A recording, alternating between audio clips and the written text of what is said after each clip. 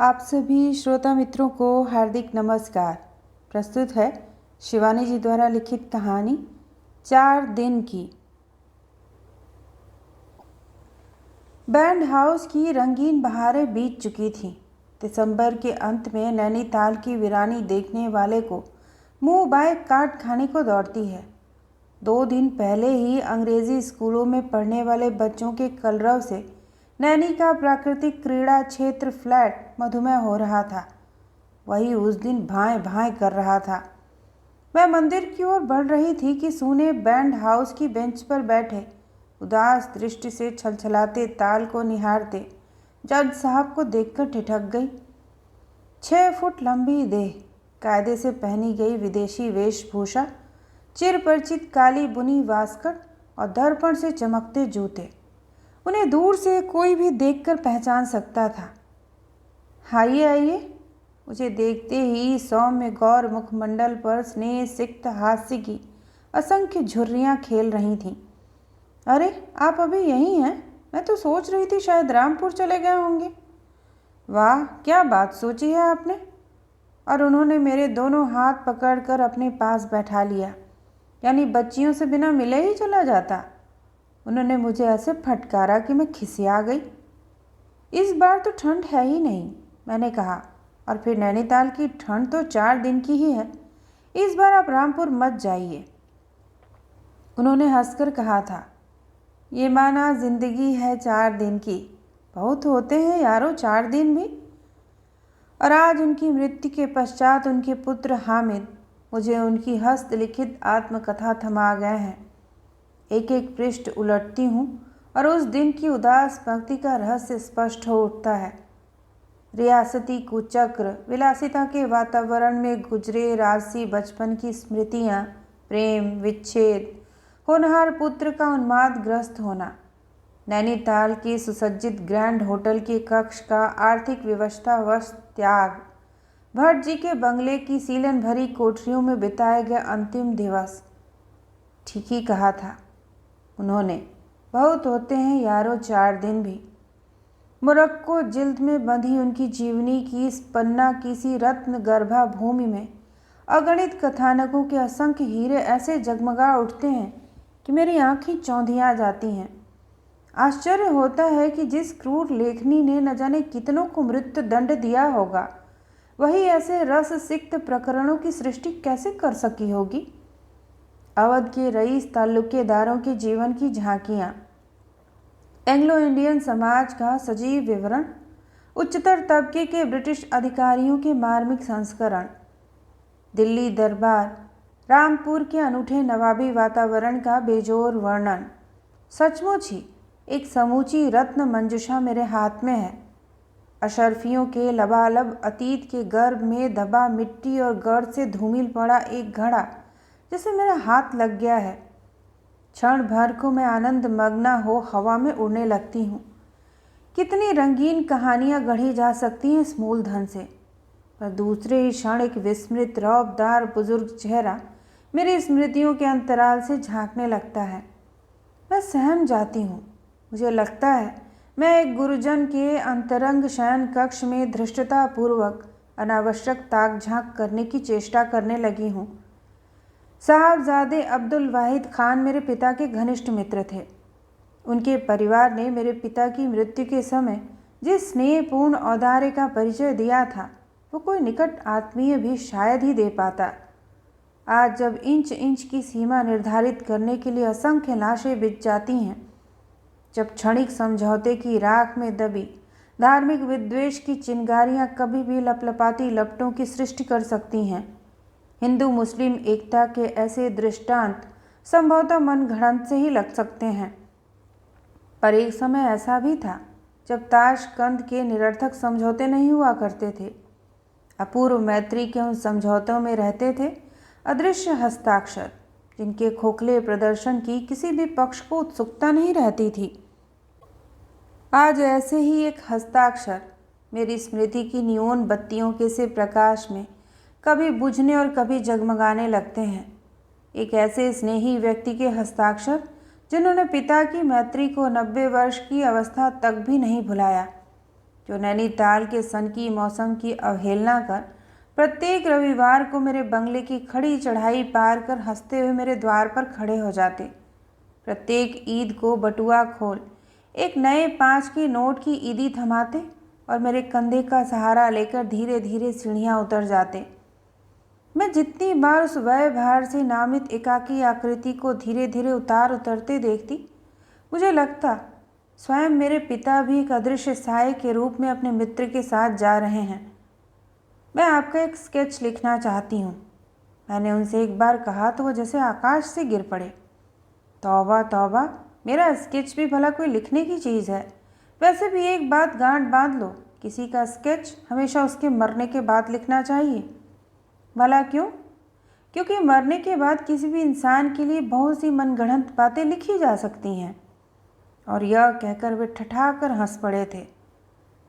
आज वे नहीं रहे, मनगढ़ंत बातों का प्रश्न ही नहीं उठता। उनके हाथों से लिखी गई उनकी आत्मकथा मेरे सामने खुली पड़ी है। उन्हीं की अनूठी भाषा की कुंजी से पहले खोलती हूँ उनके बचपन के कक्ष पर लटका एक जंग लगा ताला।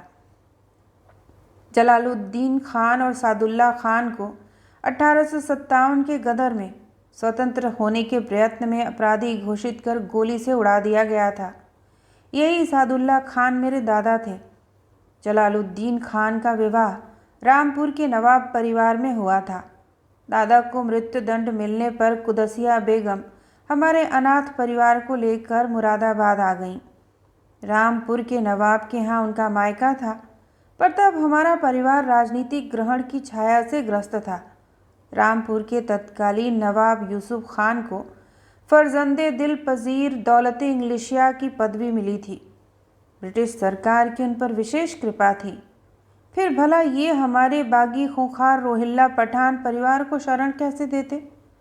हमारी दादी बी मैया बड़ी ही नीति कुशल महिला थीं। रामपुर से उनके पास कई बार मायके का स्नेहपूर्ण दिखावटी बुलावा भी आया, पर वे मन ही मन समझ गई थीं कि उनकी अटूट संपत्ति कभी भी मनमुटाव का कारण बन सकती थी। इसलिए मुरादाबाद के हवेली नुमा काट दरवाजे में ही हमारा लालन पालन होने लगा। अब देखिए काट दरवाजे की एक सजीव झांकी। काट दरवाजे की मेहराबदार ड्योढ़ी को देखकर मुझे अपने ऑक्सफोर्ड कॉलेज के बुलंद दरवाजे का स्मरण हो आता है। ड्योढ़ी पार करते ही एक बड़ा सा दालान मिलता था, जिसमें तख्तों की एक लंबी कतार सी बिछी रहती थी। पहले थी मर्दाना बैठक, फिर आती थी जनाना महल सरा की ड्योढ़ी। इसी ड्योढ़ी पर तन कर बैठी पहरा देती थी बुआ परी चेहरा, जिसका झुर्रीदार चेहरा, सफ़ेद बाल और लंबा कद देखने वाले को सहमा देते। बड़ी बड़ी हाथी के कान सी चपातियों को सालन से तर कर वो एक ही निवाले में निगल जाती। जिस किसी को भी जनाना ड्योढ़ी सरा में कुछ कहलवाना होता, पहले बुआ परी चेहरा ही उसकी पेशी करती। असंख्य नौकरानियां हम बच्चों को गोदी में ऐसे उड़ाए फिरती कि हमारे पैर शायद ही कभी ज़मीन पर पड़ते। लड्डू, जलेबी और बालूशाहियों के नाश्ते का क्रम दिन भर चलता। लाड़ दुलार का अंत नहीं रहता। किंतु सुखी बचपन क्या ऐसा ही लाड़ दुलार चाहता है? न हमें इधर उधर नंगे पैर भागने की आज़ादी थी, न हम उन्मुक्त स्वच्छंद कुलांचे ही भर सकते थे। बी मैया का सारा लाड़ मेरे सुंदर भाईजान पर था और मुझसे उनका ध्यान हटता गया। इसी प्रकार प्रेम की भूखी मेरी मातृहीन शैशवावस्था का बिरवा सूखने लगा। मेरी माता की मृत्यु के पश्चात मेरे पिता ने अपनी साली की पुत्री मुन्ना बेगम से विवाह किया। मेरी विमाता 7 बहनें थीं और बी मैया उन्हें 7 गांठ कहा करती थी। 2-3 ही वर्ष में मेरी विमाता की भी मृत्यु हो गई। उनकी मृत्यु के पश्चात पहली बार मुझे मेरे पिता का स्नेह मिला। कभी रात को अचानक उठकर वे हम दोनों भाइयों के बीच में आकर लेट जाते और हमें गुदगुदा कर बाहों में भींच लेते। कभी कभी हमारे आग्रह करने पर हमें नया रेलवे स्टेशन दिखलाने ले चलते। धुआं छोड़ती रेलगाड़ी, रेल के आने की घंटियाँ, नई वर्दी में मूछें ऐंठता स्टेशन मास्टर, सब कुछ हमें अनूठा लगता। बरेली, रामपुर, मुरादाबाद की नई नई रेल लाइन बनी थी और रेलगाड़ी का उन दिनों वही महत्व था जो आज एटम बम का है। कभी हम नवाब रामपुर की सवारी देखने छज्जे पर खड़े हैं, नवाब मुश्ताक अली खां ईदगाह को जा रहे हैं, किमखाबी अचकन टोपी की कलगी में पन्ने जड़े हैं, इधर उधर मोती की लड़ियां झूल रही हैं, गहरी कत्थई रंग की गद्दी लगी है, उनका मुंह लगा दारोगा चांदी की मूठ के मोरछल से मक्खियां उड़ाता, बीच बीच में दाएं बाएं मुट्ठी भर मोहरों की बिखेर लुटा देता। जुलूस सफदर अली खां के बाजार से गुजर रहा है। आगे आगे चल रहे हैं सजे ऊंट, लाल वर्दी में नवाब के मुख्य अंगरक्षक, चांदी के रुपहले वस्त्रों में चौबदार, और पीछे पीछे दरबारियों की भीड़। नवाब के दाहिनी ओर खूबसूरत अरबी घोड़े पर सवार रहते मेरे पिता के मामू जनरल अजीमुद्दीन खान। ये वे दिन हैं जब मोटरें नहीं थीं। हाथी पर सवार तबका नवाब अपनी रियाया के कितने पास था। उसकी प्रजा अपना हर्ष और विषाद, उल्लास और पीड़ा सरलता से अपने शासक तक पहुंचा सकती थी। ऐसे ही अवसरों पर फरियादी अपना दुखड़ा नवाब को सुना सकते थे। रात का खासा भी बड़े ठाट बाट से संपन्न होता था। यह अनूठा वर्णन भी सुनिए उन्हीं के बेजोड़ शब्दों में। खासे में स्वयं नवाब साहब, उनके परिवार के चुने सदस्य, मंत्री और मित्र रहते। चांदी के पायों के पलंग पर स्वयं नवाब साहब बैठे रहते। पास में एक छोटी मेज़ पलंग से सटी धरी रहती। प्रत्येक निमंत्रित सदस्य का स्थान पूर्व निर्धारित रहता। मेरे मामू जनरल को प्रथम स्थान प्राप्त होता। वे नवाब साहब के दाईं ओर बैठते। खाना चांदी के ख्वानों अर्थात गोल थालों में सजकर आता। पहले आते 2 तरह के सालन, सीख कबाब, पुलाव, फिर मीठे चावल और फिरनी। यह था नित्य का सीधा सा खाना। जिस दिन किसी दावत का आयोजन होता उस दिन का तो फिर कहना ही क्या। नित्य का खासा पहले नवाब साहब आरंभ करते। कई आबदार एक कतार में लाल कपड़े से मुंह बंधी चांदी की सुराहियों को हाथ में थामे खड़े रहते। जितनी बार नवाब साहब पानी मांगते उतनी ही बार मंत्री खड़े होकर एक नई सुराही की सील मोहर तुड़वाते। हर बार नया घूंट नवाब के होठों से लगता, उतनी ही बार हेड आबदार का गुरु गंभीर स्वर गूंज उठता, बिस्मिल्लाहिर्रहमानिर्रहीम। खाना समाप्त होता और नृत्य गीत का आयोजन चलता। कई बीनकार सितारबाज हाथ बांधे नवाब के आदेश के लिए खड़े रहते। ऐसे विलासिता और अमन चैन के दिनों की स्मृति क्या सहज ही भुलाई जा सकती है?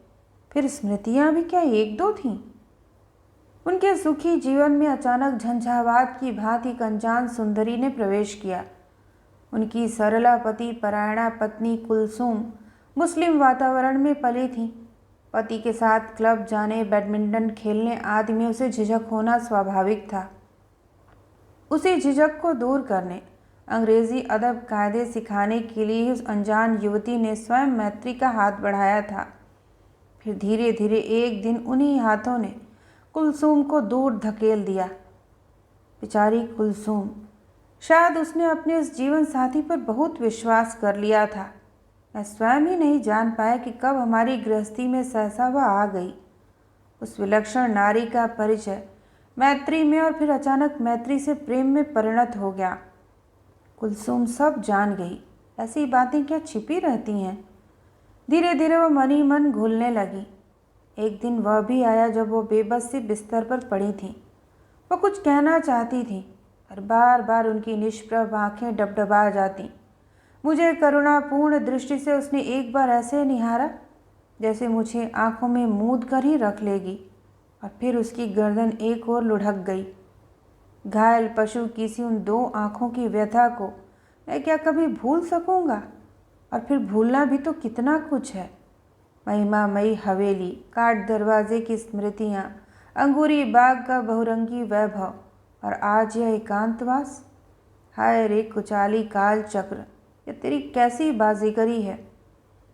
आत्मकथा की अंतिम पंक्ति पढ़ती हूँ तो लगता है आज भी एक लंबी देह की छाया मेरे द्वार पर खड़ी अचानक मुस्कुराकर कह रही है, ये माना जिंदगी है 4 दिन की, बहुत होते हैं यारों 4 दिन भी।